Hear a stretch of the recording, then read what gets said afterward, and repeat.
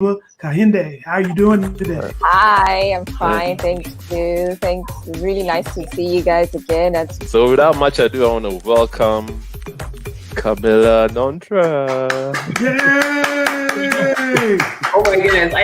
I should come to you every day when I need. Correct. This is Sudan.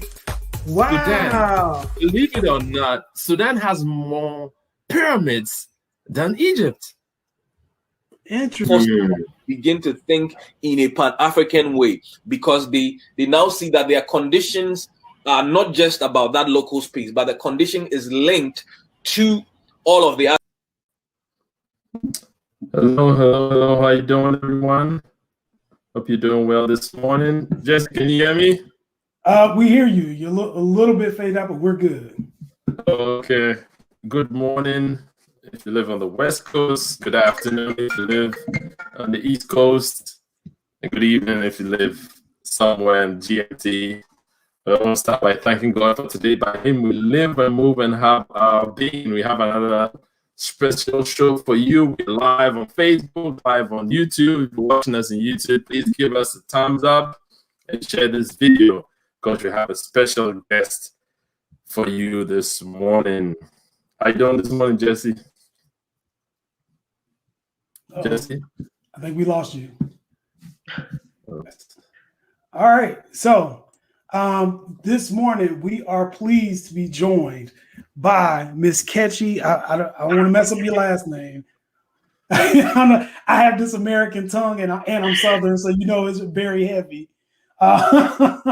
So why don't you tell the people who you are and let us know a little bit about you?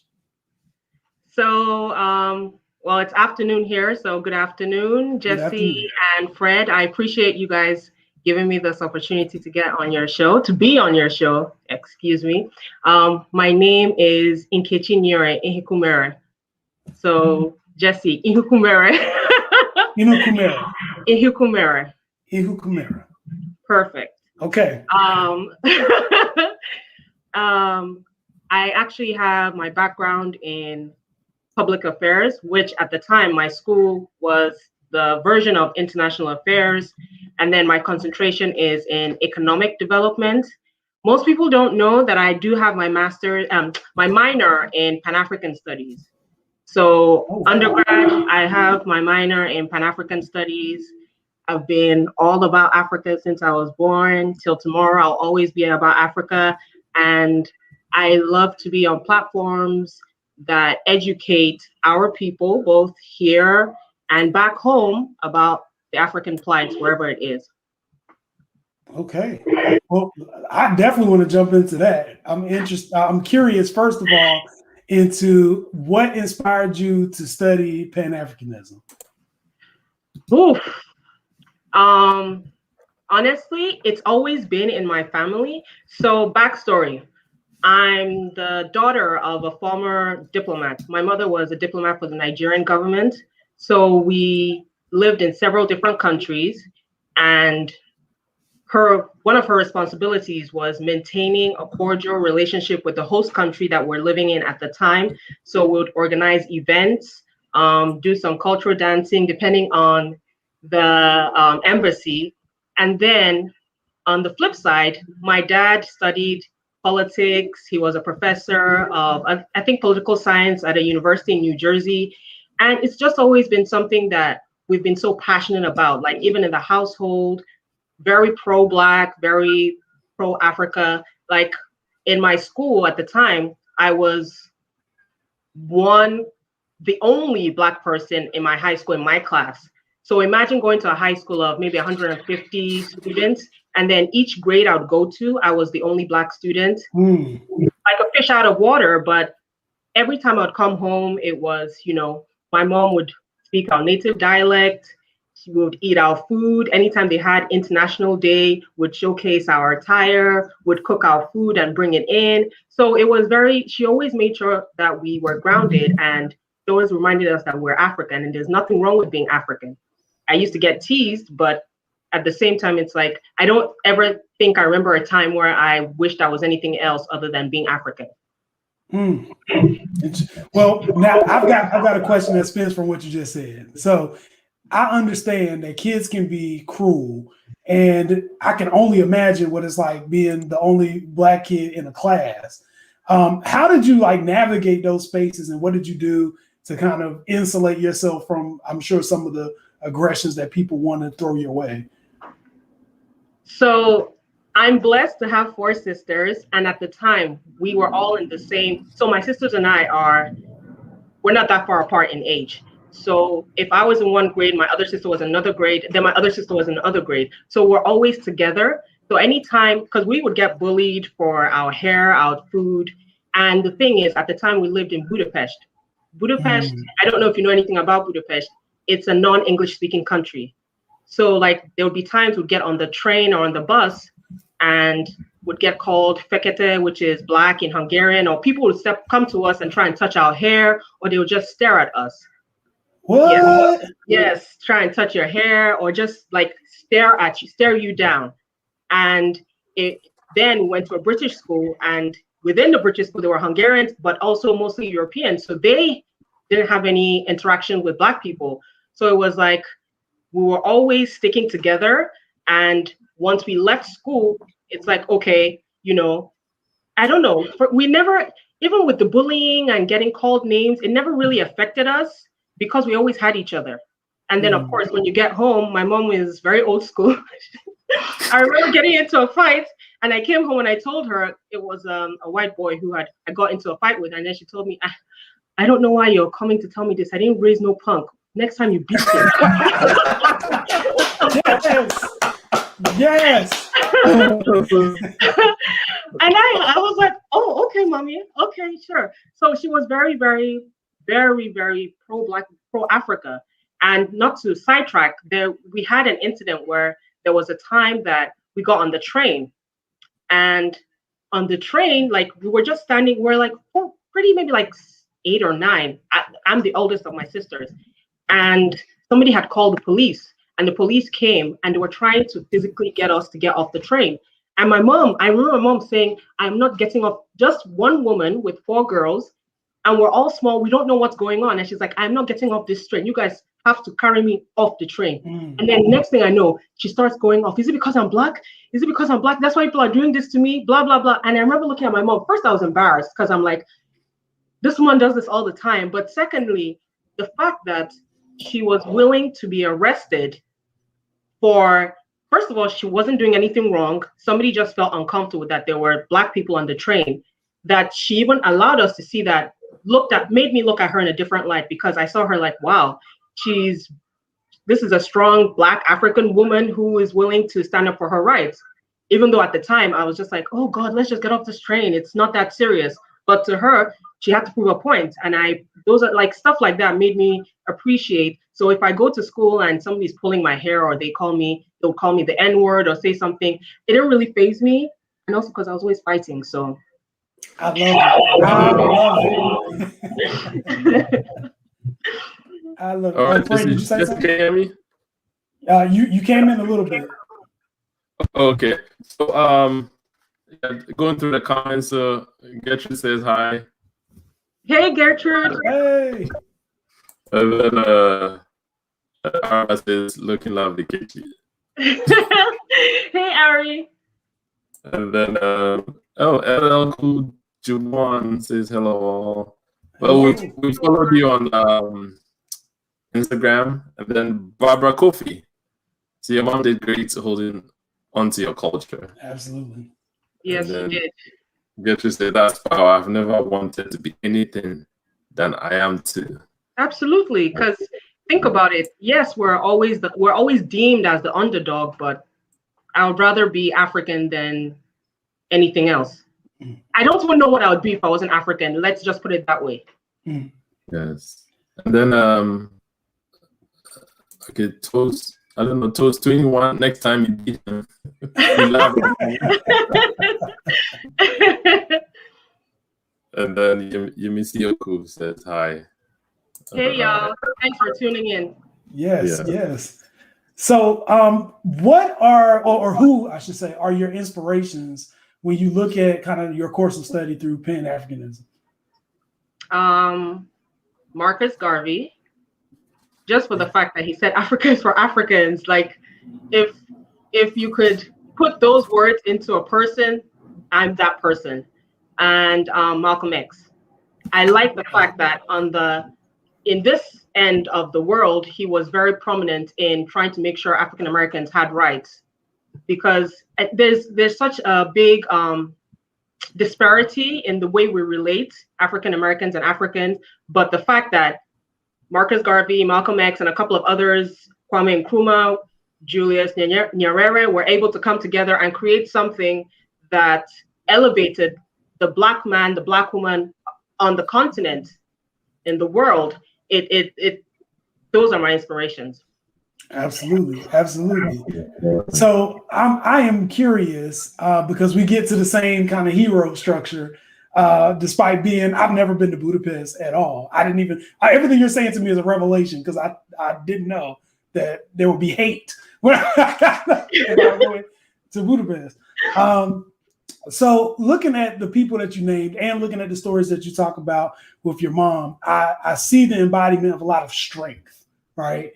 And I see the embodiment of a lot of a willingness to redefine what society, I guess the box that society is trying to put you in. So given the nature of the career path, or at least the graduate study that you pursued, how do you feel like your training has prepared you to enter into your field?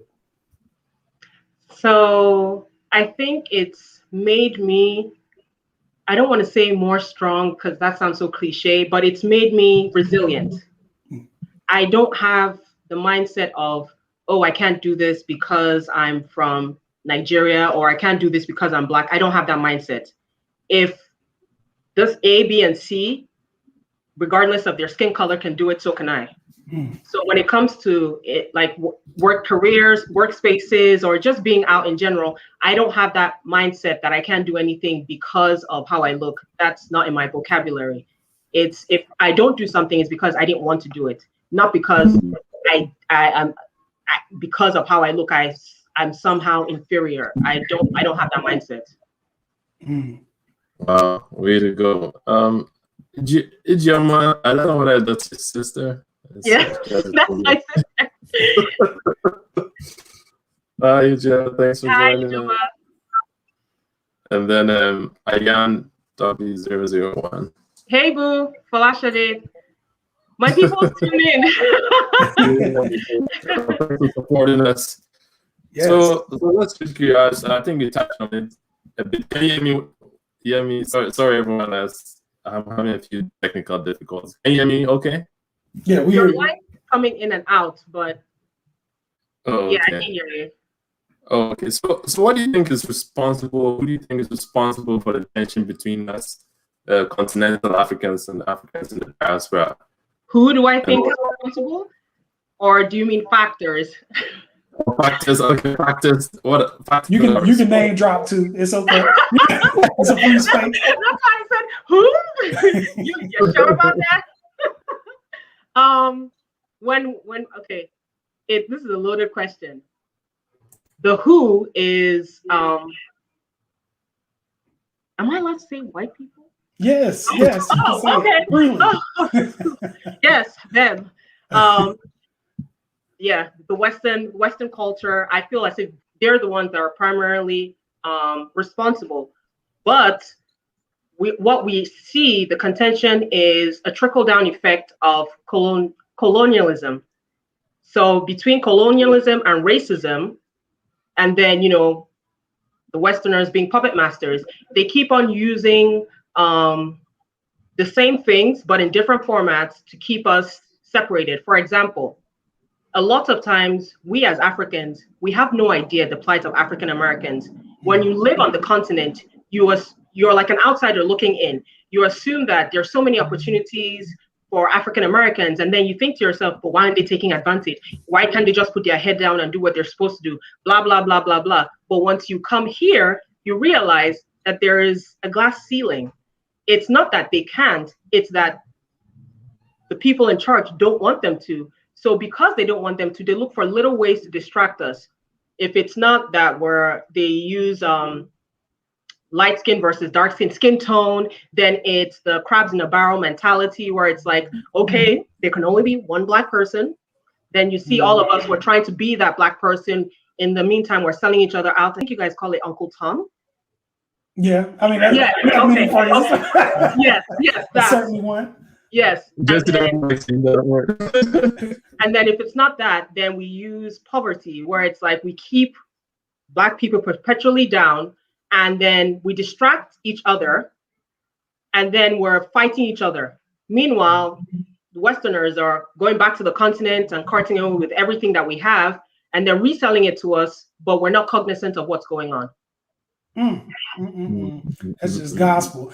And what's interesting to me, so we hear a lot about how Africa as a continent is exploited for pretty much everything. Exploited for its natural resources, it's exploited for its people. And then what happens is they bring it over to America. They cater to a large demographic of people who they know are unable to afford these things that they have now established to be luxury. So here we spend our whole lives trying to kind of climb up to the top to attain something that is already there. Yes, it's true. We're in a rat race where it's like, okay, because the Joneses are doing this, I too want to be able to do this. But why do you want to do it? Do you know why? And at the end of the day, if you do get it, does it satisfy that emptiness that you're trying to fill? Because think about this. A lot of us, even continental Africans, we always see Africa as there's nothing. Like Nigerians say, nothing in Nigeria. There's nothing in Nigeria. Meanwhile, Westerners are like, oh my goodness, there's so much in Africa. That's why they keep us perpetually fighting each other every single day. It's this ethnic group against this ethnic group. It's this country against this country. Then they come in, take all our minerals, and then swoop like a thief in the night. No, not even a thief in the night, in broad daylight. But we're busy fighting each other. Wow. Yeah, preach it. Yeah, so I remember when I went to Temple, I used to always get so upset when our brothers from Ghana and Nigeria like, oh yes, we have a better this than this. Like, man, what's the whole point in this? What's the whole point in this? Like our pigeon sounds nicer than your pigeon English. Right. Yeah. No, it's true. No, so this is the thing, right? And I've had this conversation with a couple of my friends, and I said, it's okay to play fight amongst yourself. Like jollof rice. Like jollof rice, or even your pigeon or stuff like that, or how you say pastor or teacher. That's fine. But you don't let non-Africans, aka non-Black people, you don't let them see that or use it against you. It's like when you and your siblings are fighting. It's okay for you guys to fight in the house. Once you leave the house, if a stranger comes towards your sister and tries to pop off, you're going to pop off on the stranger. And that's, we haven't gotten to that point where we see each other like, okay, it doesn't matter which country we're living in, we're still the exact same. We allow other people to come in and make a mockery of our culture, of our food, of everything. And then when they're making a mockery, then we're joining in. And it's like, okay, but at the end of the day, Europeans always stick up for Europeans. A European country can't do anything that's trash. And then you see other European countries condemning it. They won't do that. They don't do that. But we're the first to make fun of ourselves, allow other people to make fun of us, and then we're the first to call ourselves out. We're not united. That's a very big issue. We're not united.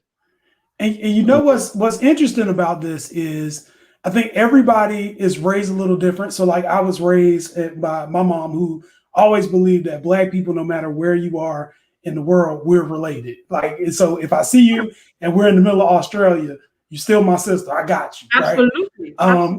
And it's funny because once I left my household, that's not what I saw. Like I see people who look like me, largely from my own neighborhood, trying to take advantage of me. And I imagine on a bigger scale, there are so many different differences that are actually more so cultural than they are like anything racial. We all know kind of what the impact is going to be on a scale when you're looking at white colonialism or a segregation, racism, all that stuff. But I never understood. And where it really came to a head for me was, as people know who watch this show, I joined TikTok a couple weeks ago, and it's the young people were doing their thing. So I wanted to go see what the young people were talking about. And they had my first day there. My first day there was the beef between like young Africans and young African Americans going against each other for things like fufu challenge that somehow turned into I've seen an that argument. And I'm sitting here like being the old man on TikTok. Like, we should all get along. Like, we should all just everybody's like, shut up. No, I said shut up. So I'm trying to figure out for young people who are involved in this, what do we have to do to kind of usher young people into this understanding that we have?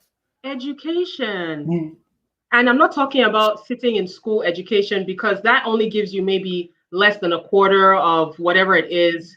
The winners will always tell their side of the story. So nothing, if you're abroad here and they're teaching you about history, you're only going to learn about white history. And the thing is, when you go to countries that were colonized, they're also only going to teach you about, the colonial masters, their history. So we need more education that's focused on teaching Black people about their forefathers, the greatness that they come from, and then what they can accomplish if they put their mind to it. We don't have enough people educating Black people, Africans too, African Americans, about where they came from. A lot of, let me use Nigerians, let me specify. A lot of Nigerians don't know their history. They only know their history during colonialism, after colonialism. We don't know before. And why? Why don't we know before? Because they don't teach it. So we need education to be at the forefront. And we also need to let people know that, yes, it's all good and dandy, to take part in some TikTok competition or whatever, but you need to be educated. You need to educate yourself on what's really abreast. You also need to broaden your horizon. Make friends with people who don't look like you. If there's something you don't understand, ask a question. Nobody died from asking a question. Oh, this is your food. What is it? How do you eat it? Why do you eat it the way that you do? Instead of making fun of it, oh, it smells funny as cat food or dog food. It's like, okay, and? I mean, some Asian food smells, but you don't see me going around telling Asian people, oh, your food smells. It's culturally insensitive. And then travel. We're always taking the trip. We're going to Bali. I'm going to turn up in Bali. I'm going to Tulum. I'm going here. What's wrong with going to Africa? What's wrong with picking a country and going to Africa? Like, you can afford to go to Tulum and wherever, Europe or Paris and, London, you can go take a trip. Because I guarantee you, if you take that trip, your life will change. You will see that everything that you've been seeing on the media about Africa is not what it seems. Because I lived in Jamaica for a year and my sisters lived there for 2 years. Even the questions I would get, oh, you guys living in huts, do you guys swing from trees? That it's lack of education. People don't know. So they're going to ask you questions based on their limited visibility of what they think the continent looks like. And when I say take a trip, I don't just mean taking a trip to the capital cities. You can do that, just enjoy yourself, but also be cognizant and go to the rural villages and see how people live day to day. Ask them questions. You'll be surprised what you learn. Interesting. Okay. Nkechi, so yeah, okay, I'm not gonna try to butcher his name. It says my lady is on fire. That's my auntie. Oh wow. Hi, auntie. And then she said, "Oh, so sorry went with that." That's how our mom raised us. And then L, thanks to right education. He's right. And The right education matters. I agree. Accurate education can help bridge the gap. And that was going to be my next question about, so how do we bridge the gap? So Araba has started answering my question for me. About bridge. Oh, excuse me. Travel, best way to educate yourself. Yes. Thank you, Araba. And Jubrel, I'm actually on my way to see Hey, Ella. Oh, you know him. You know him? Yes, that's my brother-in-law. Oh, okay. Travel is a good way to broaden your horizons and educate yourself. Is that your sister? That's my cousin. Your cousin. Oh. Okay. Yes. Hello. I'm rolling deep tonight, today, actually. So I want to ask about this. So I know we are big advocates on travel and education, but I'm wondering if there are some things that people who may not necessarily be in the financial position to travel yet. Everybody has access to books or library or Google or something. Mhm. What books do you think would be influential, at least for you? What books were influential in developing kind of your mindset? In my youth, Things Fall Apart. Gene Welch had that. Okay. Yes, and you know the funny thing. So I read that book twice. The first time I read it, I think I was in England. It was one of the books that we had to read to prepare for GCE. And I read it. I was like, I don't know what the big deal about this book is, because my teacher was like, oh, he's Nigerian. It's a Nigerian book, and it's so well written. And I was like, okay. Then he was looking at me when he said Nigerian. I was like, okay. When I got a little older, I reread the book and I was like, okay, now I see why he was making such a fuss about the book. It's not only is it well written, it was written in the past, but it's at the time he was talking about present Nigeria and future Nigeria, because it's still going on. So that book really, really helped me shape how I view myself, and also how I view the struggle of a lot of people who are opposed, or who were opposed to Western civilization. Like, they'd rather kill themselves than be a part of it. So that book, and there's a book I just recently started reading, well, within the past 2 years, How Europe Underdeveloped Africa. So that book I've been taking my time to read. The reason being, it is, I want to say this in a Nigerian accent, it's a sweet book. Because it breaks down exactly how Europe successfully underdeveloped Africa to the point that you can see the after effects in this day and age. So that's another book that I would recommend people to read. Interesting. And it's on Audible. So you can, Audible, I think if you pay maybe $15 a month or something, you can download it, or just buy a used book on Amazon. Absolutely. All right. I'm working in some of Fred's questions because I know some technical difficulties. So his question was, what are some practical ways to bridge the gap between the African diaspora and African Americans? Yes. Make friends. Just, if you see an African American person, we have most Africans, and I have to include myself, anytime we encounter African Americans, it's based off of what we've seen on the media. We have our guard up. So you're not going to intentionally go out of your way to make friends with an African American. And if you don't do that, you won't understand their plight. They won't understand your plight. So you guys won't know that you guys have a common enemy. Well, not. It's okay. That's all right. You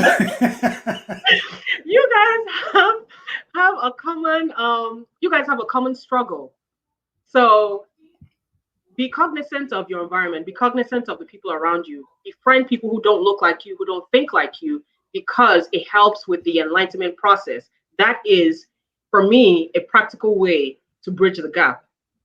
And when I say befriend them so that you guys can have conversations where you can learn, not just conversations so you can teach me how to twerk, or, you know, how to pronounce something with an American accent. No, like conversations that make sense.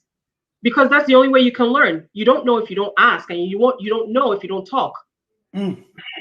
Yes, dialogue is important. Yes, dialogue is very important.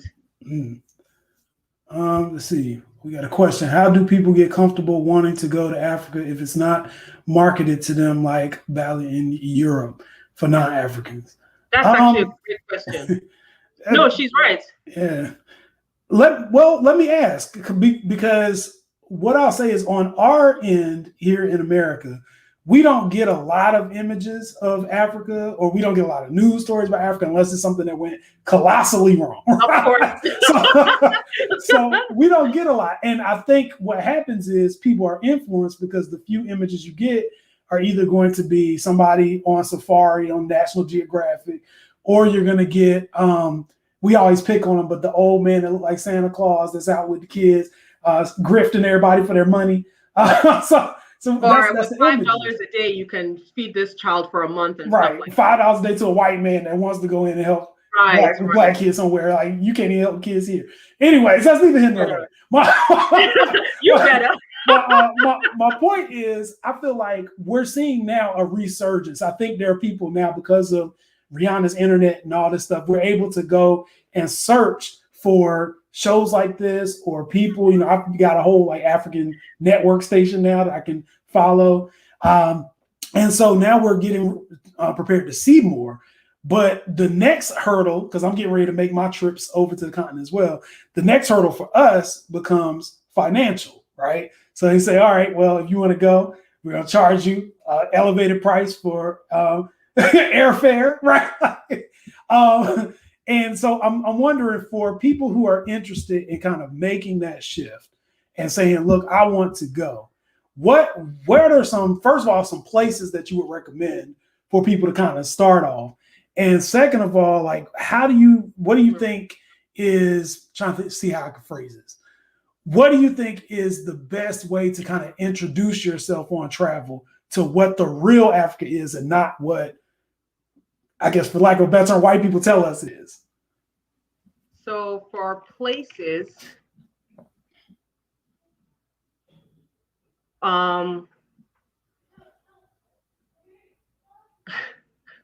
this is going to sound cliche, and it's going to sound like I'm such a Nigerian, but Nigeria. Okay, Nigeria, you can be proud. We like that. Nigeria would be one of them.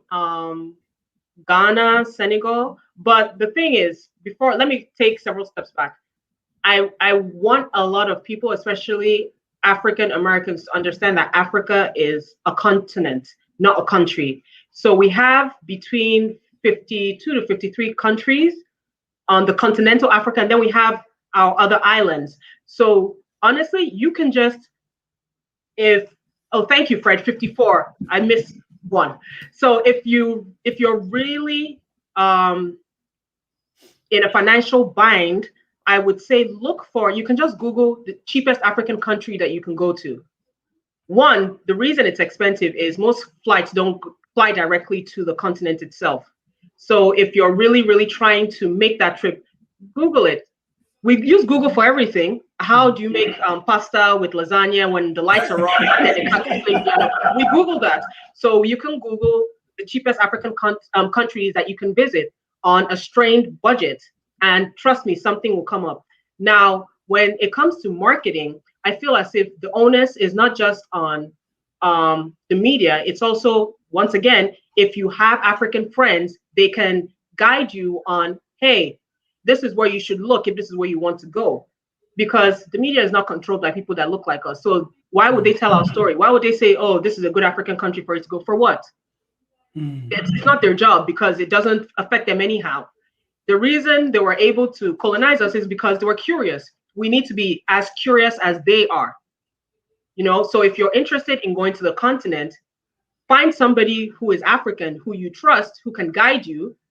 Do your own research, find the countries within your budget, and then when you do go there, try and pick some places that will, I don't want to say will make sense, because everywhere makes sense, but pick some locations that are safe and also educational, because it's easy to get caught up in, if you go with your Nigerian friends, sometimes, depending on where you go, you're just going to end up partying, and it takes away from why you went to the continent in the first place. So you need to be intentional in everything that you're doing when it comes to traveling. I hope that helped. Oh, that helped a lot. But I did catch the party too. So I want to make sure I balance them both out, because I do like the party. Of course, you can do that at night, but during the day, that's why I said you can do Nigeria, you can do Ghana, you can do a lot of West African countries, because the majority of slaves that were taken from the West African coastline. So you want to be able to go, feel, touch, look and see what your forefathers were doing before they were taken, view where they were kept, envision, like, just feel their presence, stuff like that. That's not negating you can't go to East Africa, because also slavery occurred there too. but I think it might be a little bit more expensive. Yeah, it might be a little bit more expensive. I'm not too sure. You can go to East Africa too, and you can also go to South Africa. Let me slow down. Uh-oh. You can go to South Africa, but also be cognizant of where you're going in South Africa. Okay. Okay. Fair enough.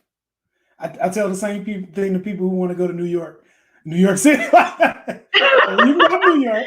It's a great place. It Be is. cognizant. Know somebody when you get true. there. Know somebody for sure. All right. So we've got some people in the comments who have given us some great places. So of course, Ghana, South Africa, Nigeria, Tanzania. Okay. Very big continent. Join diverse travel group. Okay, absolutely. I think diverse travel group is definitely a way to go. Absolutely, yes. And the thing is, but I feel as if it's that onus is also on Africans here to create something like that, because my sisters recently came back from a trip to Tulum, but before they went, there was already a Black group for Blacks in Tulum.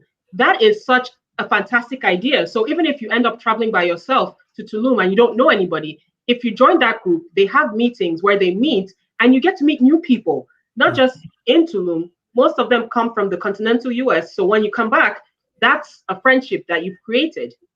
Absolutely. Create stuff like that. I'm all for things that bridge the gap between the diaspora. And I love traveling and being able to talk to new people and finding out everything from the history, the culture, of course, the food, obviously. But yes, I think this is all important. So I want to get to, there were some questions that we had before that I want to make sure I'm asking on here too. I'm pulling from Fred's list since he's not with us right now. Oh no, what happened to Fred? I'm not sure. I think he might still be there on audio. Well, okay.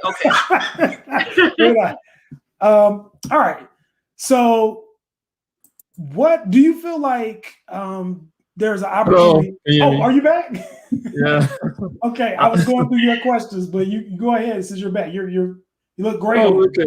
Oh, sure. You can go. I think we went through a few of the questions, right? As curious as they are, good point. Okay. Kenya, Uganda, Tanzania on the other side. And Natasha said, okay, join travel group. Senegal, without a doubt. Oh, is El Kujoan from Senegal? No, he just visited.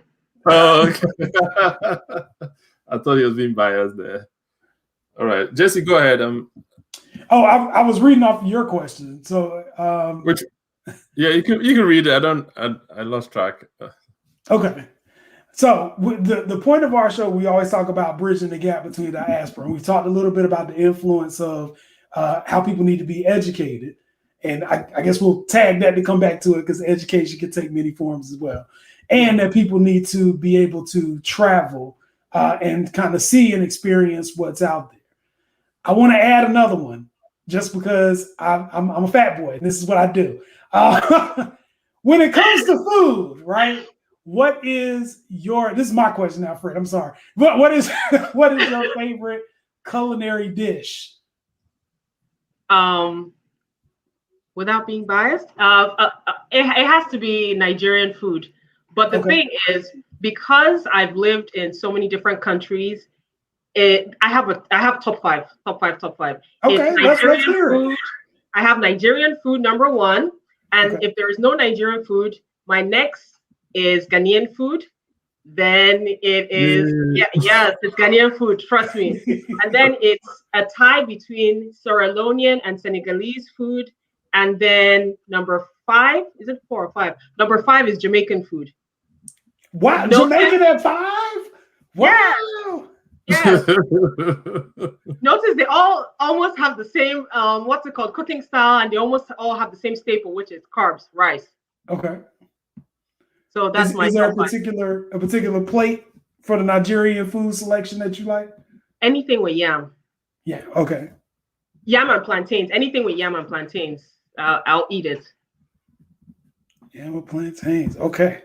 I'm writing down. I always make a list so that I can go back and do my research. Have you been to any African restaurants where you live? We have a Zimbabwean restaurant that a friend of mine and his wife set up. Really good food. Okay. We used to have an Ethiopian restaurant, but it ended up shutting down. And then I think there's somebody who's in the process of setting it back up. So hopefully I'll have an opportunity to go there. But that's it. Now, again, I'm in the South. So where in the South? Where in the South I am in North Carolina. So I think there might be some Nigerian restaurants. So, Nkechi, I have a surprise for you. I see, Fred. That's a Let me favorite. tell you how my sister made this like 2 weeks ago. She made peanut soup. She was just like, I want to make some peanut soup, and she made some peanut soup.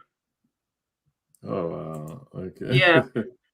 You've made an enemy.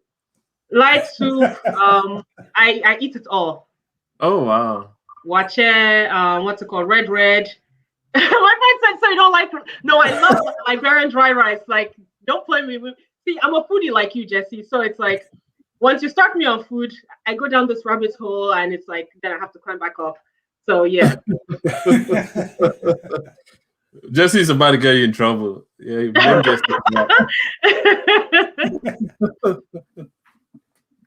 Okay, so one thing I was trying to get across, a question I had, and I feel is largely responsible for the divide, is the media, and that's one of the reasons why we started Pan-Africana, that we too need to have our own media, resources. We need to create our own media stations and all that, because it's important. So we tell a full story, not just one side of the story, because to know someone, you have to know the whole story. Absolutely. Yes. What's your thoughts on that? No, I definitely agree. But anytime I have this conversation, I don't want to say I come across angry because people who know me know I'm very passionate about stuff like this. I'm not angry, but I feel as if, again, it goes back to us as Black people being distracted. Mm-hmm. We're so distracted with trying to get money and trying to be like white people. We don't focus on the things that us as a community we need. And this onus of owning, like, creating media houses and radio stations that tell the whole story is on those of us that are financially stable and, feel inclined to tell the full story. People like Diddy and Jay-Z, yes, they're doing fantastic stuff. But I also feel as if you create something that not only, because I've noticed as Black people, we're always trying to appease the masses, but in return, the masses, they don't do stuff to appease us. They tell their own story for the sake of themselves. Now, if we like it, cool. If we don't, it's not their business. So I feel as if people like that have money and they have the platform, you can create stuff where you can tell our stories for us, by us. We can't wait for Hollywood or somebody who doesn't look like us to come and start telling our stories. Why would they tell our stories? What is it? What's in it for them? There's nothing in it for them. More than likely, according to them, the white people won't watch it. They won't be interested. So it's on us to create stuff like that. It's true. We celebrate, oh, this is the richest person. This is the richest Black person. This is okay. But what are you doing for the community? So I definitely agree with you. We do need stuff like that. And we need people who have money to back people who have ideas like this so that the dreams can come to fruition, because it doesn't make any sense. We sit down and we create stuff like this, but then the people at the top, they're just, acquiring money so that they can look good and have nice things. And then the education is still being lost on the youth. That's deep. I like the passion. And we need when people, I told you it was gonna come out. when people set these things up, I think the other thing we need is support also, because I know on this side, people have set up some amazing things, especially for like Black people. And oftentimes people are like, oh, can I get a discount? You gonna charge me? We don't we don't support our own. We always think that anything that's made by somebody that looks like us is inferior. But for some weird reason, we will buy China-made stuff knowing that it is inferior, but we will buy it because for some weird reason, we trust that somebody else will make something that is better than what we make. It's same thing with food, restaurants, even travel. Everything that we do, we always assume is going to be subpar. So why would I support something that's subpar? But on the flip side, we do have a problem with creating things that are good quality, marketing them well, and also customer service. We lack customer service. So it's like it's a two-side coin, where it's like, okay, I understand, support Black businesses, support stuff that's made by us, but at the same time, if I'm making the decision to support your business that you're bringing to me, I also expect that you will give me customer service to make me want to return. I don't shop in stuff in stores like maybe Forever 21 or what's the Saks Off Fifth and all those stores because I shop there because I know that they have proven track record, and also I trust that if I complain that something is subpar, I will either get a refund or somebody will reach out to me. I don't expect I'll call, nobody will pick up my call, or if they pick up my call, they'll yell at me, or then if I ask for a refund, they'll tell me I'm lying. You don't understand what I'm saying? Like, that's the issue that we have. So I can understand why a lot of times we're skeptical to support our own, but at the same time, I feel as if you're bringing something to the table, let it be something that you know yourself that you will use. That's the thing. You have to make sure that, as I'm selling this, or I'm bringing this product to the table, would I on my own use it? Is it reliable enough for me to spend that money? Does it make sense to me? We don't have that. So a lot of times we always shy away, and also it's indoctrination of colonialism. We always assume anything that white people do is better, period. It doesn't matter what they do. They can give you tissue paper that they made tracing paper and then say, oh, this is the best tracing paper. You won't do research, but for some weird reason in your mind, you have this comfort level when it comes to white people. So it's like, yes, I trust what they're saying. You don't do your research. You don't even find out where it's being sourced from. You just have that comfort because they're white. And we need to get to a stage where we're comfortable with people who look like us creating products and patronizing it. But on the flip side, the people who are creating the products have to make sure that the people who are patronizing them, they don't treat them badly. That is a great answer. That's a great answer. And I'll take it a step further. This is what my vision, my dream is. My dream is that we have a situation where we are able to cut out the middleman, right? So Yes. Why can't we have transatlantic conglomerates and corporations, Black owned, African owned? We be able to talk about what people on the other side of the ocean need and want. We set our own price points. We set our own design. We set our own marketing and industry. And we just do it in a manner that is fair and equitable without being exploited on either side of one way or another. But Jesse, do you know why we can't do that? We can't get to that stage? Why? It goes back to colonialism and being distracted.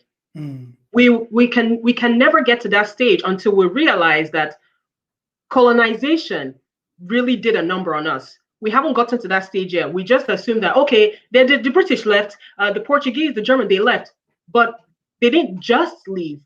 They left us with a mindset that will perpetually keep us fighting each other, whether we realize that we're fighting each other or not.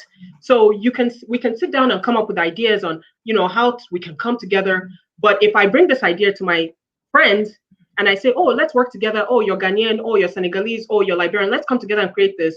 We will always have that doubt that the next person will not fulfill it the way I want to. So why would I bring them in? Or we'll think that they're going to cheat us, or we'll think that they won't be able to carry it out the way we want.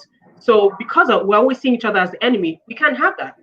Think about all the African countries that don't have their own aeroplanes, but we're dependent on Virgin Atlantic, Delta to carry their own people from here over there. Why don't we have that? We don't want it.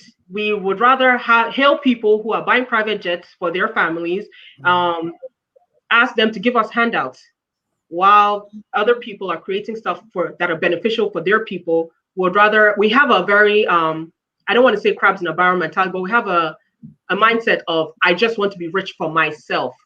Community thinking hasn't yet seeped very far into our community for us to realize that we're better together than divided.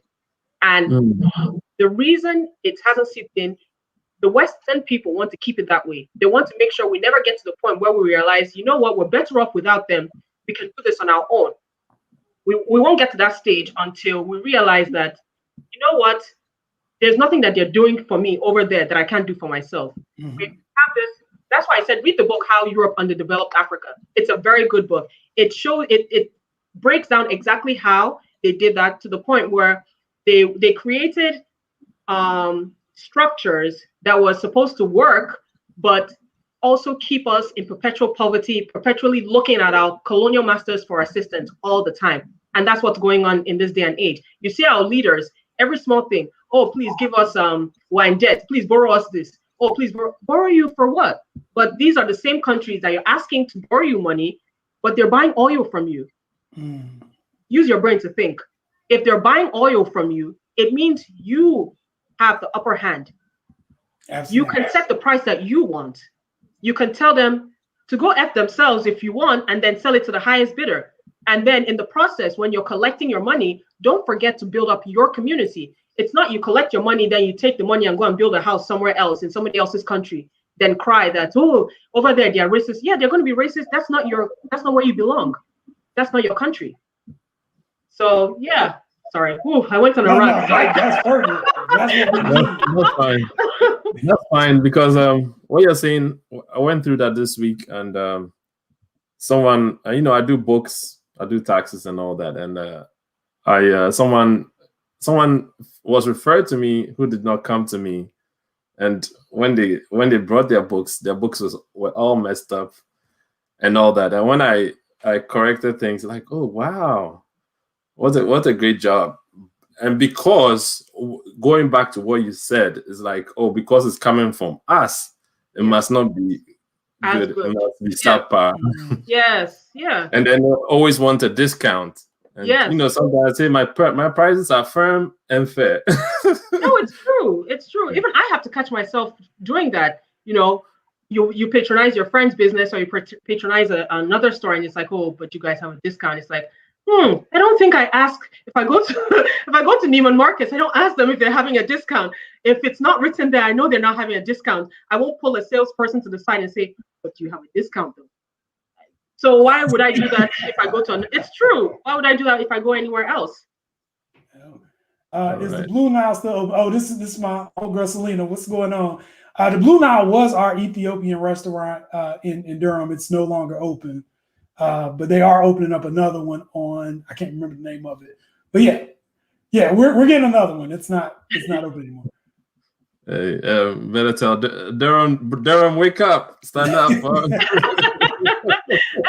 There are creative business opportunities for anybody who has Ethiopian cuisine, or really any African nation's cuisine.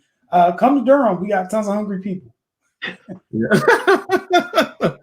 Get your favorite. He said we have tons of hungry people. And then, well, guess what? Auntie said you should come tonight for some pounded yam. I actually don't eat pounded yam. Oh, you don't? Oh. No. Let's see. All right, cool. All right, so if you haven't done so already, please like our Facebook page. If you're watching on YouTube, subscribe. Thanks for all the comments. Smash the like button and share this stream. You help us, spread the word and increase the algorithm for YouTube to share our video. Absolutely. All right. Absolutely. Jesse? So I just looked at the time and I didn't realize that this is like it flies so fast. It was an hour. Wow. So this is what I want. First of all, for people who are interested in hearing more about your message and getting in touch with you, what is your social media handle? What's the best way for people to reach you? So on my social media, I try and keep it light. Jesse has to do a disclaimer before. Yes. Yes. So to everybody who's watching, I know this is new because YouTube people may not have seen this before. When this social media handle comes out, this is not the time to play James Harden and step back from half court and shoot your shot. Okay, this is not that time. We don't need eggplants. We don't need any of that. This is only for if you are interested in finding out more professionally from our guests. Please don't do it. Don't do it to yourself. And you see, she got a lot of family that's been commenting today. And she's a fighter. So people will find you, all right? But we want to give people an opportunity to try to connect with you and build with you if we do have somebody who might be that person that's going to set up that multinational corporation. And they're like, I just need that inspiration. I need Nkechi to tell me what I need to do. How would people be able to reach you? So let me be honest right now. The disclaimer is nice and all, but I don't use my social media to that extent for, actually, let me rephrase. I use my social media sometimes to provide education for Pan-Africanism, History 101. I have days where I post about Nigerian history here and there. But for the most part, I try and keep my social media light-hearted because life is already stressful enough.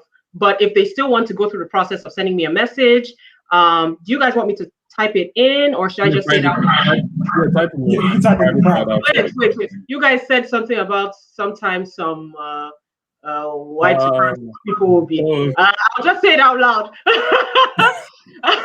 At Chinyere_1. That's my Instagram. Yeah. And if you want, I mean, we can filter stuff too. So if you want people to comment to us, and then we can filter it out. Yes, I feel more comfortable. And don't bother sending me any message on Facebook. I'm barely on Facebook, and more than likely I won't see the message. So yeah, that's my Instagram.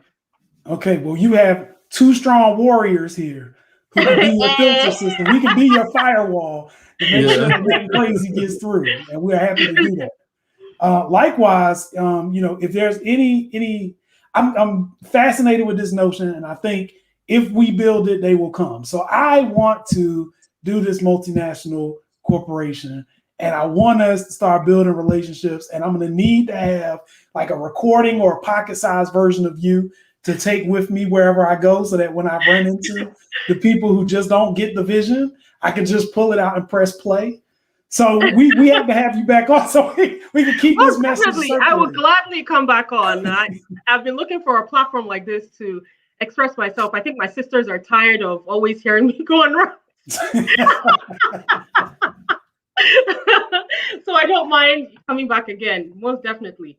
Yes. I actually have questions for the both of you guys. Shoot. So I'll start with Jesse, because I know Fred a little bit. What made you decide to become a Pan-African? Oh, great question.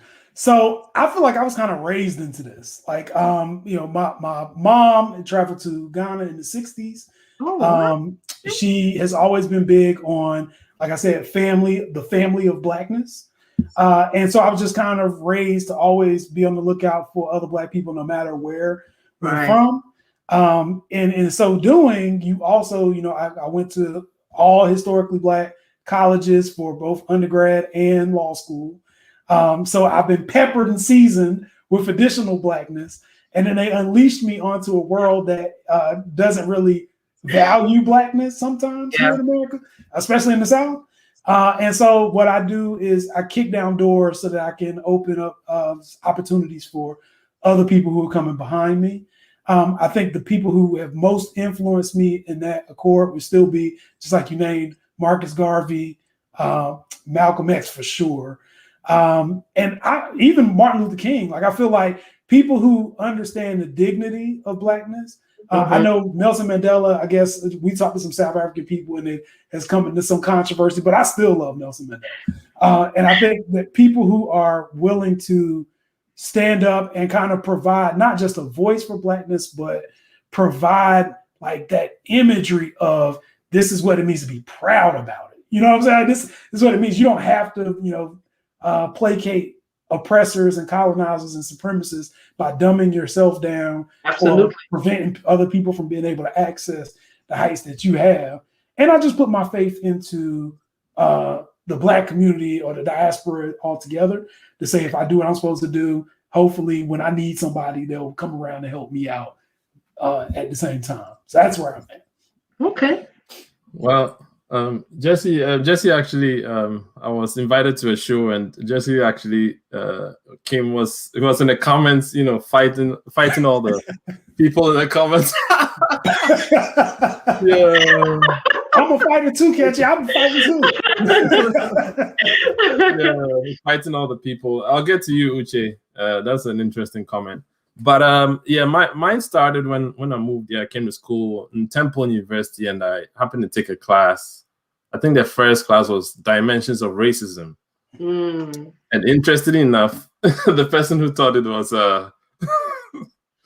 was of European descent, you know. Of course. Yes. So my first reaction was, okay, I just sat back and I was looking at it like, okay, what does this woman have to say to me? You know. So I mean, a lot of people were skeptical. A lot of the brothers and sisters there admitted they were skeptical from the start, but then it just happened that she knew what she was talking about and her emotions were in the right place. So I started with that, and then I started reading more and taking more classes. So I could have even minored in Pan-African. Yeah, but then it would have slowed me down. So I just kept taking classes because it also added up to my credit counts. And, you know, I haven't looked back since. And, you know, it taught me a lot about myself, my history. It even got me discovering my own ancestral history because I had to write a paper on my ancestors, my grandfather, who is a chief, and his great-grandfather, who founded the town where I'm from in Ghana. So, oh, wow. Yeah, so it definitely started me on a journey. And that's brought me to today. And sometimes, you know, Gertrude rolls her eyes at me.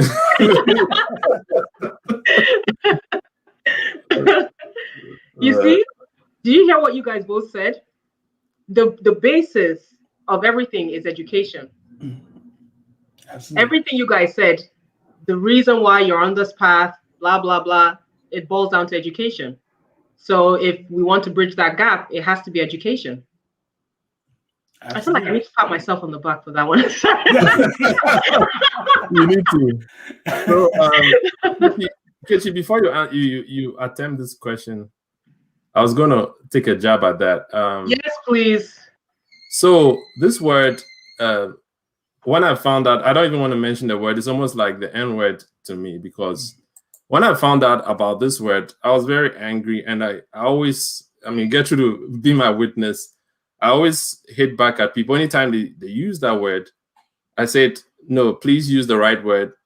African-American, Black people never use that word because it's an insult, it's derogatory, and never use it in my presence. So I see that they don't use that in my presence. Sometimes they catch themselves, you know, and it's because of education. I realized that everyone who used that and got educated stopped using that word because it divides us. And that's what Nkechi's message has been, that we are being set up to fail.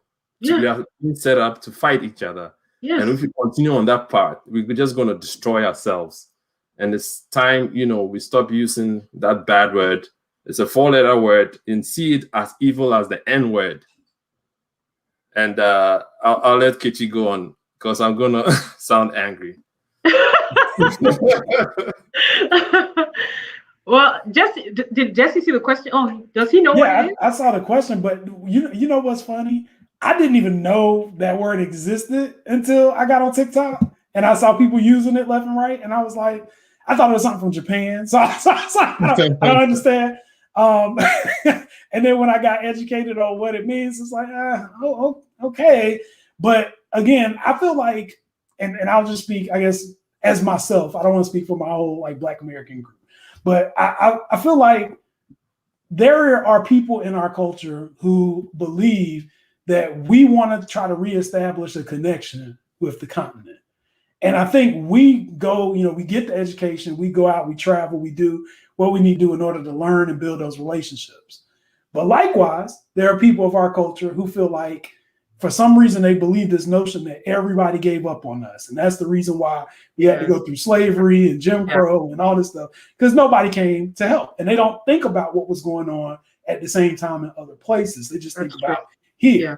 On top of that, you know, with America, it's like the racism doesn't stop. So you get over slavery, you got Jim Crow. You get over Jim Crow, you got Vietnam in the draft. You get over that, you got crack. You get over that, it's like it doesn't stop. So a lot of people, they focus on the minimum, right? They focus on like, well, I gotta survive. Like I've got my issue and I can't be worried about everybody else. And I feel like that's a detrimental position because you've marginalized yourself at that point to not be connected to something bigger.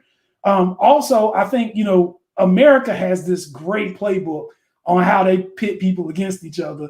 Literally, as soon as you get here, like you can be born and there's going to be a bill for you tomorrow, right? Yes. So they pit people against each other, and what happens is instead of people unifying to attack the rich and privileged white class who is setting this in order, they get you to look at what somebody else is doing. Yes. So they'll say, look, this person didn't even live in America. They moved here and now they own businesses. And what are you doing? Right. But the whole time when you go to get your loan or whatever, they're telling you no. So now it's not the person who looks like you that is giving out the loan. Exactly. So people can't see past that. Like people just look and they see, well, this person's successful and I'm not realizing we're really all in the same barrel. Right. Mm-hmm. So there's the infighting. The last thing I'll say is I also think that, and this is just me coming from somebody who grew up in our American version of poor, right? There are a lot of people who carry a chip on their shoulder because of where they grew up and who they were.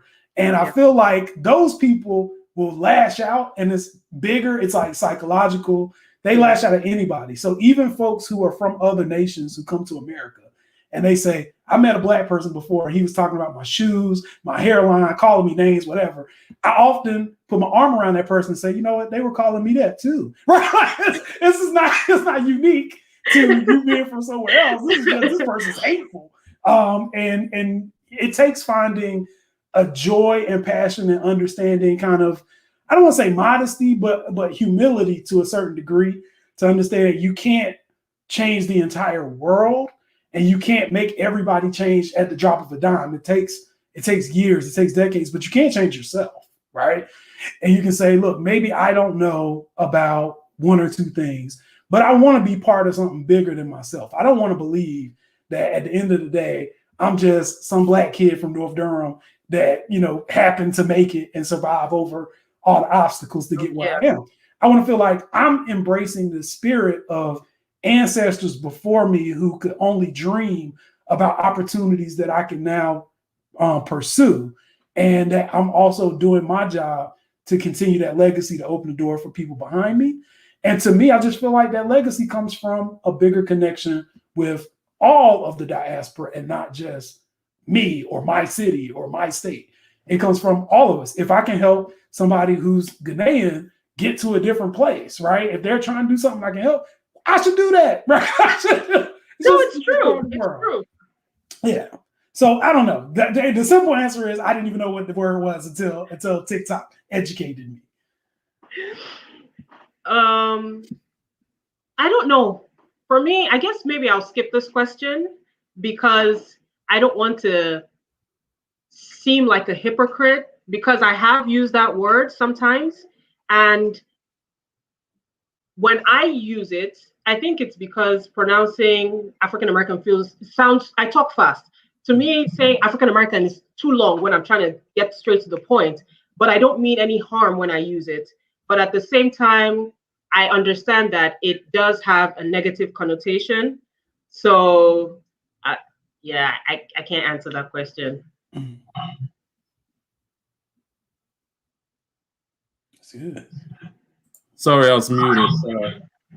Okay, so we have these shirts available. Support us by purchasing one of these shirts on. Ooh. Yeah, okay, let me use the YouTube one. Yeah, on our Spreadshirt shop, get a Pan-African t-shirt. You could get some hoodies. I'm expecting my hoodie one of these days, so I'll be here with my hoodie. And then we have a trivia today. Oh, trivia! We got a lot of people watching. Somebody can win. We have one, and whoever answers the question will get an Amazon gift card. So can I take part in this trivia? But we might make an exception. What do you think? I think it's fine, but it looks like you got a lot of family that's probably going to be. I know, right? So I'm like, okay, fine. I guess they can do it. Okay, who was the founder of PAG, PAIGC,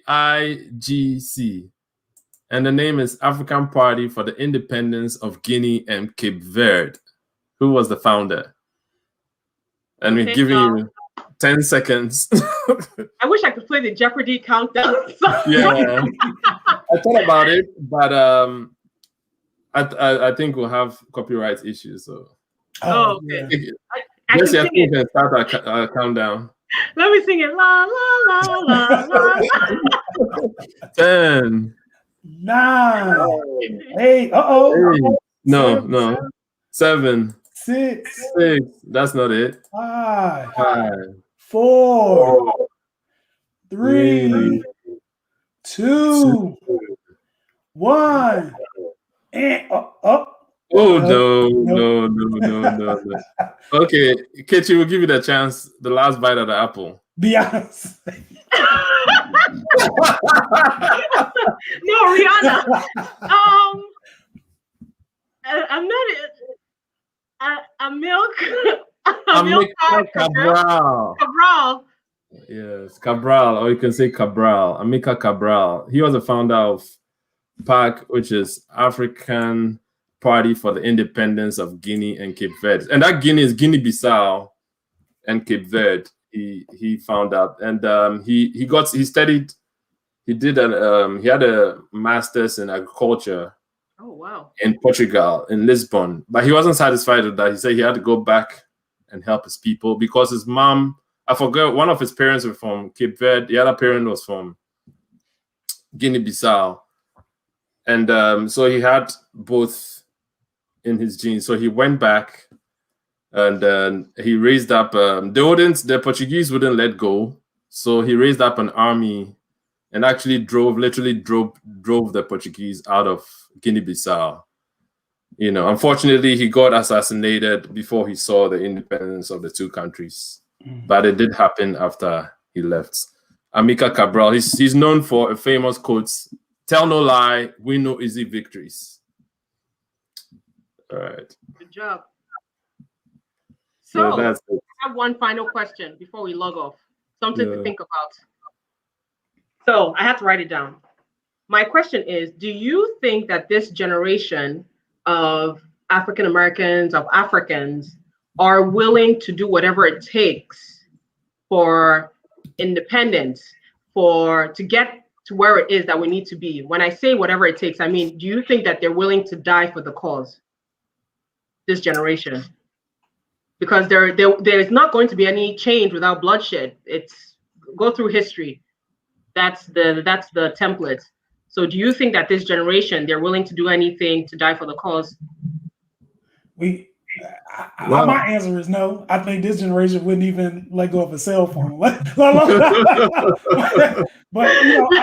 I'll say this. I also think, I've expanded my mind to ways that revolution can look, right?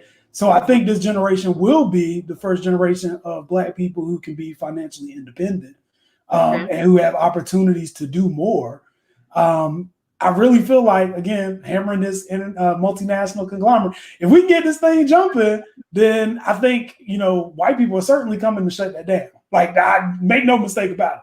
But I think if we can support it and get that going, I think that people will see something that they can believe in, and they can actually see a difference being made that they might be willing to fight and die for. But right now, it's like I can't even get people to focus on schoolwork when new Jordans drop, right?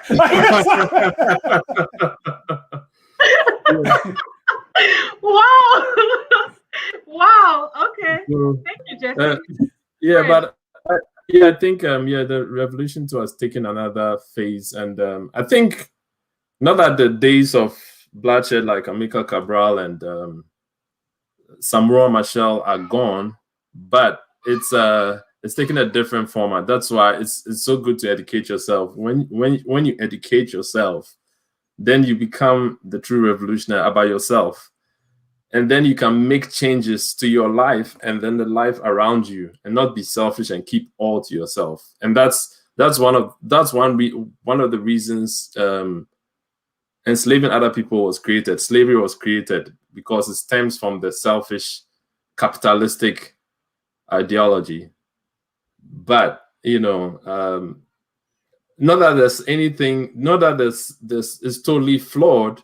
There's some good parts of it, because socialism too is not the answer. I heard someone say that neither are the answer for us. No. There's a bit of both that can help us. So educate yourself, change your environment, change what is around you, and help your community, and that can start the revolution. That's that breakthrough to help the whole world. I hope I answered that question. So my wife made a comment. Revolution can definitely look different. I agree with you, Jesse. Financial power ends up being the one of the greatest powers of all. Yes, absolutely. So investing in ourselves, investing on the continent, and investing for the future, definitely. And once you have your own financial power, you can make changes. I mean, then people are willing to listen to you. Once you're like, no, I'm not going to take your nonsense. Like the great what's his name again? The president of Rwanda said, "No, don't come and tell us how much you're gonna. You have to pay for it. We tell you how much we'll pay for it and what we're gonna do with what belongs to us." Okay, and that is, and that's where the revolution has started. And I believe we have a bright future. We should not give up. I believe better days are ahead. We should keep fighting. Okay. Yep. And I'll just add this. I feel like, God put natural resources in the places where he wanted them to be. So if you have natural resources, people can always threaten, people can always manipulate, people can always try to use the trick of diplomacy or whatever to try to take them. But if the natural resource grows naturally in the place where you are at, then your realization of the value and your realization of your ability to defend the value of those natural resources goes a long way. And I think if we can find a way to maximize those usages and to keep them within the African community and within the diaspora altogether, I think it'll help a lot. But we can't do anything until, as Nkechi alluded to before, we got to at least come to some agreement about us accepting each other as family and not just as rivals. Okay, so Emeka 215 says the unity of Africans globally is essential for the freedom of Africa. I believe American Africans or African Americans are the key to Africa's freedom. Wow. All right. I'm curious about that. I think there are skill sets on both sides of the ocean. And I feel like if we have more dialogue like what we're doing now, then we come together. I don't think one group is the key over another group. Like we're all the same. It's just a matter of America has exposed us over here to the games that the Western world is going to ultimately run on everybody else. So let us educate you on what the process is so you can be prepared on how to withstand it. I agree with you. I think what we're witnessing in this day and age is what colonialism probably looked like to our forefathers back then. Mm-hmm. Nothing has changed. It's just the players are different, but it's the same game. Mm-hmm. That's right. All right. So I think we're going to end the show here. So if you haven't done so already, please subscribe, like our Facebook page, follow us on Instagram, and you get some of these great content, and meet some of the great people like Nkechi, who's down here. Thank you very much for joining us, Nkechi. Thank you guys for having me. I look forward to being here again. And don't log off just because we go off live. Don't log off yet. All right, Jesse, close us out. Yes, for those who haven't already done so, make sure you follow us on Instagram. We're at the Pan-Africanism Show. And now that you all see that we can do YouTube Live, tell your friends, spread the message, spread the link, and make sure that you continue to support us. Lastly, if you are interested in being a guest on our show, please feel free to reach out. We don't bite, so you can feel free to reach out. We love to hear Black voices all around the world and give you a platform and an opportunity to present your side of the perspective. Okay, before we log off here, I'll answer, I'll respond. Yemer's share, he said, look at what Ghana's president is doing. Read. Absolutely. Yes, that was news last week or 2 weeks ago. I'm very proud of what the Nana is doing in Ghana. I wish other African countries would sit up the way he sat up and done the same, because we're still sleeping on top bicycle in Nigeria. Meanwhile, the Ghanaians and other West African countries are doing stuff to welcome African Americans home. And that's what we need. For the unity to really occur, we need stuff like that. We need incentives that will make African Americans feel like, okay, like, dang, this America is not really where I'm supposed to be. Let me go home and start afresh. But if we don't have incentives like that, what really will make them say, oh, something over there is better than what I'm experiencing here? Like Nigerians say, the devil you know is better than the angel that you don't know. So I'd rather stay here than go over there and you don't know what's waiting for you over there. So yeah. Sorry. Yeah.